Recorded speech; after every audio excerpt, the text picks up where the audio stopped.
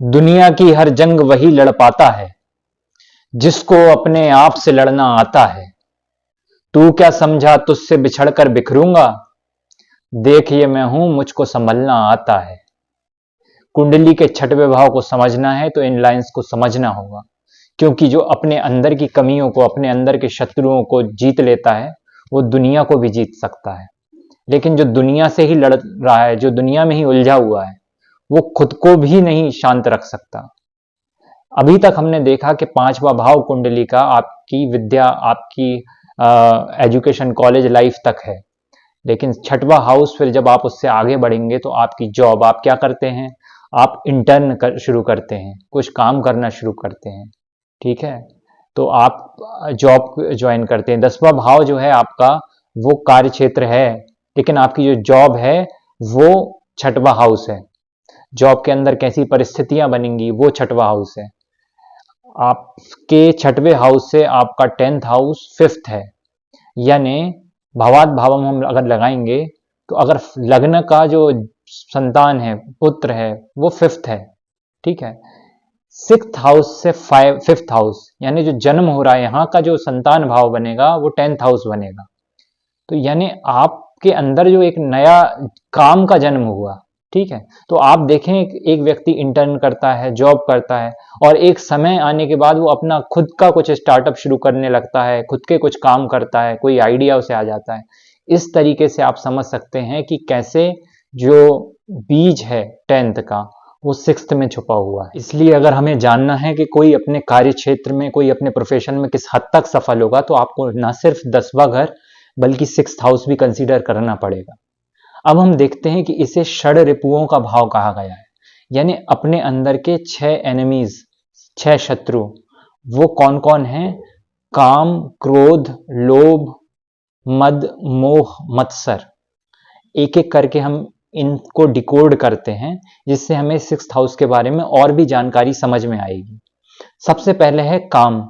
अब काम क्या है? काम का अर्थ होता है आपकी जो डिजायर्स हैं, किसी भी तरीके की आपकी इच्छाएं हैं, वो काम है। चाहे वो फिजिकल डिजायर्स हो, चाहे मेंटल डिजायर्स हो, चाहे इमोशनल डिजायर्स हो, दुनिया में कुछ छाप छोड़ जाने की डिजायर हो। क्योंकि मूलतः काम क्या है? अपने विस्तार की भावना है, फैल जाने की भावना है। ऐसी शास्त्रों में कथा आती है कि ब्रह्म ने, परमात्मा ने इच्छा की कि मैं एक से अनेक हो जाऊं, एको अस्मि बहुश्यामी। तो ये संसार शुरू हो गया, इसका विस्तार शुरू हो गया। शास्त्र जो होते हैं, तंत्र ग्रंथ जो होते हैं, वो आपकी इच्छा को बुरा नहीं मानते। इच्छा को जागरूकता पूर्वक समझ के आगे बढ़ने का नाम जीवन है। लेकिन इसकी अति जब हो जाती है, इच्छाओं की अति जब होती है, तो वो हो जाते हैं दोष। इसलिए सुंदरकांड जो शुरू होता है तो उसमें ये आता है कि कामादि दोष रहितम कुरु मान समझ। काम आदि दोष उन्होंने शॉर्ट में कह दिया, फिर क्रोध, लोभ, मोह, मद, मत्सर इंक्लूडेड है। तो इनसे रिलेटेड जो दोष हैं, अब जैसे क्रोध है, क्रोध तब तक ठीक है जब तक आप जरूरी समझ रहे हैं। जैसे कोई बच्चा है, कुछ मान नहीं रहा बात, और आप उसको दिखा रहे हैं थोड़ा सा, कोई कोई अनिष्ट से बचाने के लिए, कुछ बुरी घटना से बचाने के लिए अगर आप क्रोध का उपयोग कर रहे हैं, तब तक ठीक है। लेकिन वो दोष तब बन जाता है कि जब वो आपके व्यक्तित्व का हिस्सा बन जाता है। तो काम जो है वो आपके विस्तार की इच्छा है, फैल जाने की इच्छा है। मुझसे एक सज्जन कहते थे कि एक आम आदमी होता है, एक विशिष्ट आदमी जो होता है, खास आदमी जो होता है, वो क्या करता है कि वो चाहता है कि वो कुछ ऐसा काम कर जाए जिससे उसका नाम उसके जाने के बाद भी बाकी रहे। ठीक है, कोई कवि है तो वो कविता लिख देना चाहता है। ठीक है, कोई समाज सेवक है तो वो चाहता है कि वो कुछ ऐसा कर जाए जिससे समाज का भी भला हो और कहीं ना कहीं मुझे भी कोई याद रखे। ऐसे कई लोग होते हैं, नेता भी ऐसे होते हैं। हर क्षेत्र में ऐसे लोग होते हैं जो चाहते हैं कि आने वाला समय उनको याद रखे, ये उनकी अमर हो जाने की इच्छा है। ठीक है, और एक आम आदमी है, वो क्या करता है, वो कहता है यार मैं बच्चे तो पैदा कर ही दूं तो वही मेरा नाम लेते रहेंगे, मेरा नाम फिर भी चलता रहेगा। अमर होने की इच्छा है ये। तो इस तरीके से इच्छाएं जो हैं वो काम करती हैं। तो काम जो है वो आपके फैल जाने की इच्छा है। अब ये दोष में बदल रहा है कि नहीं बदल रहा है, ये आपकी साधना पर डिपेंड करता है। क्योंकि 6th हाउस भावात भावम के हिसाब से नाइन्थ हाउस से 10th है, यानी 90 का कर्म है, वो आपके धर्म का कर्म है 6th हाउस, इसलिए बहुत इंपॉर्टेंट है। यहां से याद रखिए आपका लक भी जुड़ा हुआ है, आपका डेली रूटीन भी 6th हाउस है। तो आप देखेंगे जो बहुत सफल लोग होंगे उनका रूटीन बहुत सही होगा, सधा हुआ होगा, क्योंकि साधना है ना, ये जीवन साधना। जो अस्त व्यस्त व्यक्ति है, जो असफल है, उसका कोई ठिकाना नहीं, कब उठ रहा है कब सो रहा है। मैं ये नहीं कह रहा कि सफल आदमी हमेशा ब्रह्म मुहूर्त में ही जागेगा, अगर वो नाइट वर्क कर रहा है, नाइट ड्यूटी है उसकी, पर एक फिक्स्ड रूटीन वो बना के रखते हैं कि नहीं मोबाइल कम चलाना है, ठीक है, वॉक करना है, एक्सरसाइज करना है, सधा हुआ जीवन रहता है। तो दोष में आपके ये जो शत्रु है, नर शत्रु, जब दोष में बदल जाते हैं तब वो शत्रु हैं, नहीं तो ये सब जो चीजें हैं, काम क्रोध लोभ मद मोह मत्सर, अगर आप थोड़ा बहुत लोभ ही नहीं होता आपके अंदर, तो आपके फैमिली को सिक्योर करने के लिए काम करते, क्यों बिजनेस करते। तो जब तक आप मनुष्य शरीर में हैं ही इसलिए क्योंकि आपके अंदर, नहीं तो आप देवता हो जाते, नर से नारायण हो जाते आप।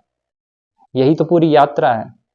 पर ये दोष जो हैं वो धीरे धीरे नलीफाए हों, इसलिए जीवन को इस तरीके से साधा है ऋषियों ने, या उसकी प्रक्रिया बताई है। अब चूंकि ये 9th से 10th है, धर्म का कर्म है, तो ये योग का भी हाउस है। और योग कई तरह के होते हैं, भक्ति योग, हठ योग, सांख्य योग, ज्ञान योग। क्योंकि ये विद्या से सेकंड है ना, विद्या की अगली प्रोसेस है, यानी विद्या यानी 5th हाउस, उसकी अगली स्टेप है ये। उस लिहाज से भी ये साधना का हाउस है।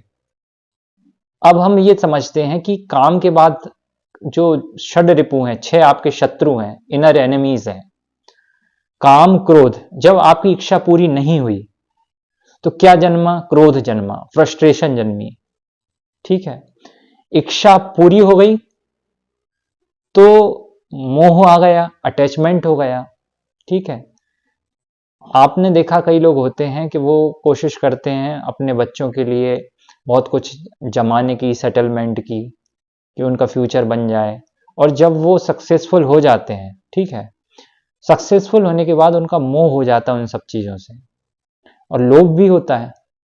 क्योंकि जब कोई चीज जम जाती, पहले तो आप उन चीजों को जमाने के लिए लोभ करते हो, ठीक है, जैसा मैंने अभी बताया, आप कुछ ना कुछ उनको, आप पैसा एक्स्ट्रा कमाने की कोशिश करोगे, लोभ बढ़ता जाएगा आपका। मैं यही कह रहा हूं, इसको रेगुलेट करना है। और जब वो सब चीजें पूरी हो जाएंगी, अब आपका पूरा हो गया ढंग से, तो आप उन चीजों में ही जी रहे हो, फिर आप भूल गए परमात्मा को भी, या वैसे नहीं कर रहे आप साधना, नाम के लिए आप भले ही कर लो, लेकिन आप सत्य जीवन के सत्य को नहीं देख रहे हैं। आप बस इन चीजों में इतने इन्वॉल्व हो गए कि मोह हो गया। और हमारे यहाँ कहा गया, मोह मोह सकल व्याधिन कर मूला, कि जो मोह है ना वो नेक्स्ट लेवल है काम का। काम क्रोध लोभ मोह कहते हैं ना, तो बहुत पक गया ना जब काम, तो वो मोह में बदल जाता है। तो काम को उस पहली स्टेज पर अगर आप रेक्टिफाई कर लो तो बहुत ठीक है। वो मोह जब बन जाता है तो मुश्किल है, फिर बहुत मुश्किल है। बहुत ही ज्यादा मेहनत लगेगी किसी गुरु को, अगर आपका मोह घनीभूत है। पहली बात, आप गुरुओं से, सत्संग से, धर्म आध्यात्म से बचने की कोशिश करोगे, क्योंकि आप तो मोह में हो ना। आपको क्या मतलब, मोह निशा सब सोवन हारे। तो जो मोह की निशा है, रात्रि है, उसमें नींद ही अच्छी लगती है फिर तो काम क्रोध लोभ मोह।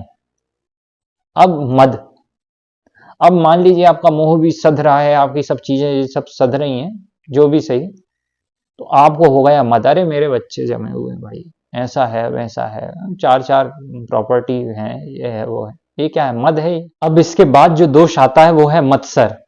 मत्सर यानी अब आप पैरेलल जो कंपटीशन चल रहा है संसार में, आप दूसरे लोगों से तुलना कर रहे हैं अपनी अपनी अपनी प्रॉपर्टी की, अपनी जॉब की, अपनी ए टू जेड सारी चीजों की तुलना कर रहे हैं। सोशल मीडिया पर हवाबाजी की, किसने कौन सी फोटोज अपलोड की, ये सब जो है पैरेलल जो कंपटीशन होता है, ईर्ष्या द्वेष जो होती है, जलन, तो ये सारा मत्सर में आ जाता है।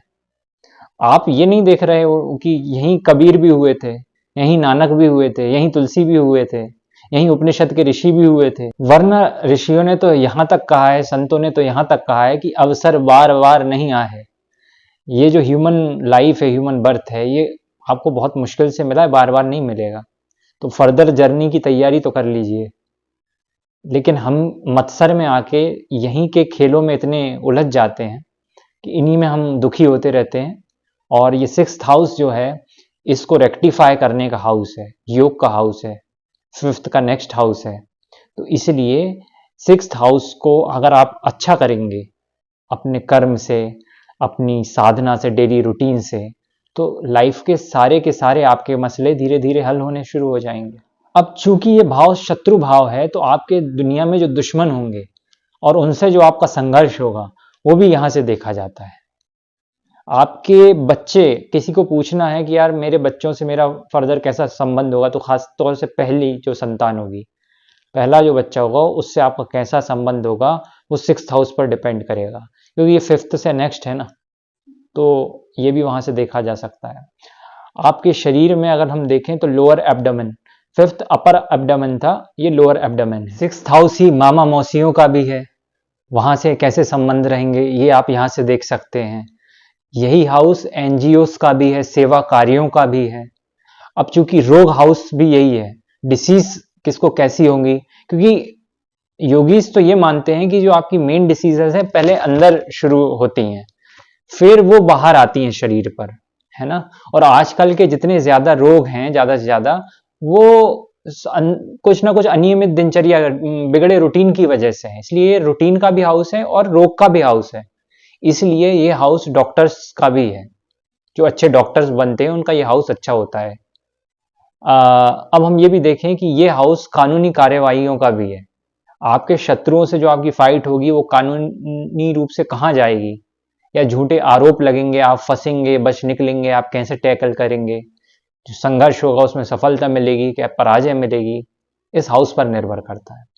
इस हाउस में क्रूर ग्रह बहुत अच्छे होते हैं, मंगल यहाँ बहुत अच्छे होते हैं, यहाँ सूर्य भी अच्छा फल देते हैं। तो क्रूर ग्रह जितने होंगे वो यहाँ, क्योंकि शत्रुओं से निपटना है ना, तो यहाँ अच्छा रिजल्ट देंगे।